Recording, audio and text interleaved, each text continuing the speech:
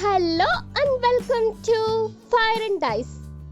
இன்னைக்கு வீடியோவில் நம்ம ரொம்ப டேஸ்டியான அதே சமயத்தில் ஒரு ஹெல்த்தியான பிரேக்ஃபாஸ்ட் ரெசிபி தான் பார்க்க போகிறோம்.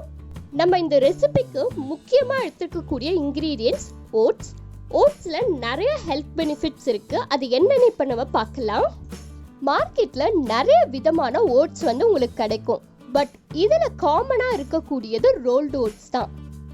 நீங்கள் வெயிட் லாஸ்க்காக ஓட்ஸ் எடுத்துக்கணும் அப்படின்னு நினச்சிங்கன்னா ரோல்டு ஓட்ஸ் யூஸ் பண்ணுறது தான் பெஸ்ட்.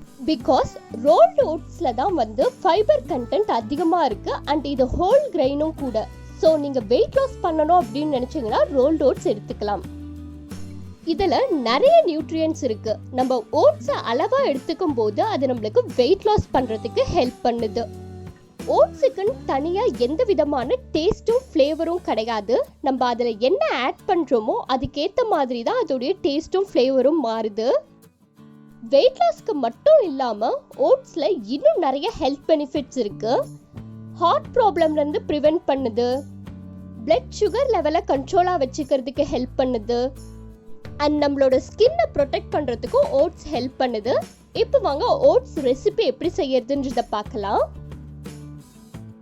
ஒரு பாத்திரத்துல 1 கிளாஸ் அளவுக்கு தண்ணி ஆட் பண்ணிக்கோங்க. தண்ணி நல்லா கொதிச்சதும் இதுல 4 ஸ்பூன் அளவுக்கு நம்ம ரோல்டு ஓட்ஸ் ஆட் பண்ணிக்கலாம்.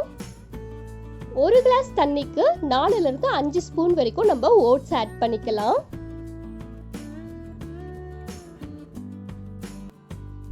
இது கூடவே ஒரு பிஞ்ச் ஆஃப் சால்ட் ஆட் பண்ணிக்கலாம். இப்போ இதை நம்ம நல்லா வேக விடணும். இதை ஒரு 5 மினிட்ஸ்க்கு மீடியம் ஃப்ளேம்லயே நம்ம வேக வச்சுக்கலாம். நடுவுல அப்பப்போ இந்த மாதிரி லைட்டா மிக்ஸ் பண்ணி விட்டுக்கோங்க. பாருங்க, ஓட்ஸ் நல்லா வெந்துருச்சு. இப்போ நம்ம அடுப்பை ஆஃப் பண்ணிடலாம். இது கூடவே நான் 1/2 கப் அளவுக்கு காய்ச்சின பால் ஆட் பண்ணிக்கிறேன். நம்ம இவ்வளோ பால் ஆட் பண்ணுறோமே தண்ணி ஆயிடாதா அப்படின்னு நீங்கள் யோசிக்க வேண்டாம். சூடு ஆறும்போது இது கெட்டியாயிடும். ஸோ நம்ம பால் இவ்வளோ ஆட் பண்ணாதான் அது கரெக்டாக இருக்கும். 1 ஸ்பூன் அளவுக்கு நாட்டு சர்க்கரை, அப்படி இல்லைன்னா தேன் ஆட் பண்ணால் இன்னும் பெஸ்ட். வெயிட் லாஸ் பண்ணணும் அப்படின்னு நினைக்கிறவங்க ஒயிட் சுகர் ஆட் பண்ண வேண்டாம். நான் 1/4 கப் அளவுக்கு இதில் மாதுளம் பழம் ஆட் பண்ணுறேன். உங்களுக்கு என்ன ஃப்ரூட்ஸ் பிடிக்குமோ அதை இதில் ஆட் பண்ணிக்கலாம்.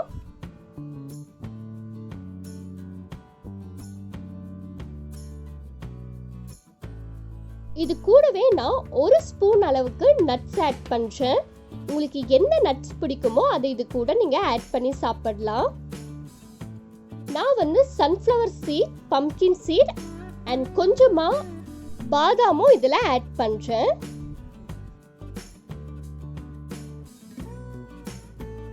இப்போ இது எல்லாத்தையும் நல்லா மிக்ஸ் பண்ணிட்டு பிரேக்ஃபாஸ்ட்டுக்கு சாப்பிடலாம். ரொம்ப டேஸ்டியாக இருக்கும். அதே சமயத்தில் நல்ல ஹெல்தியான ஃபுட்டும் கூட. இதை நீங்கள் வீட்டில் ட்ரை பண்ணி பார்த்துட்டு எப்படி இருந்துச்சுன்ற உங்கள் ஃபீட்பேக்கை கமெண்ட்டில் சொல்லுங்கள். இந்த வீடியோ உங்களுக்கு பிடிச்சிருந்துச்சுன்னா மறக்காமல் நம்ம சேனலுக்கு லைக், ஷேர் அண்ட் சப்ஸ்கிரைப் பண்ணுங்கள்.